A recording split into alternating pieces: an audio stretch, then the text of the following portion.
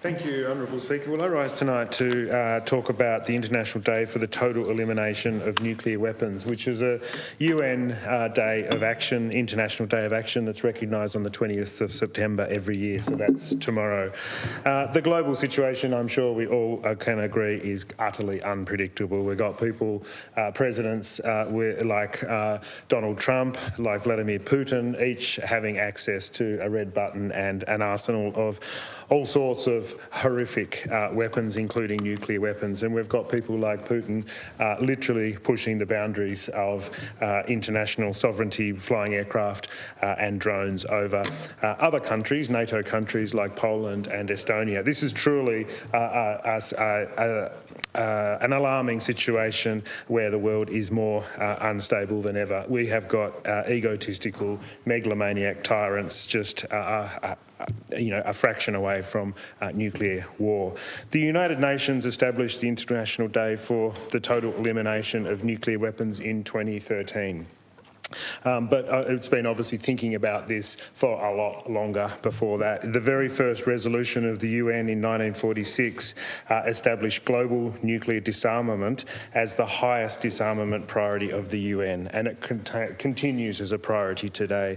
And of course, in 1946, this was a reaction to the absolute horror, the incredible horror of Hiroshima and Nagasaki, where 213,000 people were vaporised and killed immediately on the dropping of those weapons, and there were obviously an untold amount that died subsequent in horrific deaths that took, in many cases, many years to come to fruition. And of course, as well as the direct impact of nuclear weapons on the cities of Hiroshima and Nagasaki, there are the lingering impacts on remote Pacific islands and remote outback communities as well. So this is an issue that is abhorrent and a weapon that absolutely needs to be reined in, and we do need to disarm completely.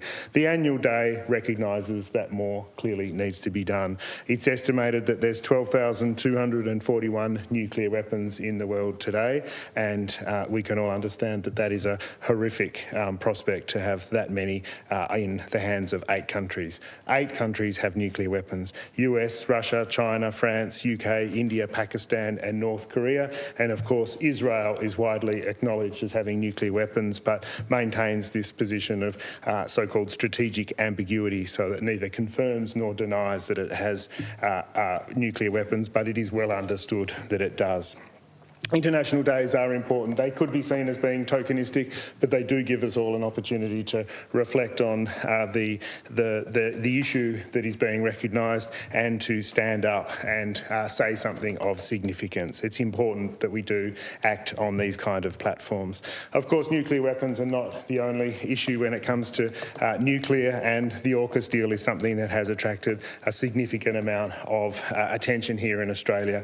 Obviously not nuclear weapons, but nuclear-powered submarines, $368 billion over 30 years that Australia would invest or commit to those weapons, and they do deliver a high level of nuclear waste that will need to be dealt with. So we Greens, and I note the efforts of my federal colleagues to consistently stand up against the AUKUS deal and to raise the concerns and fly the flag for peace and for disarmament.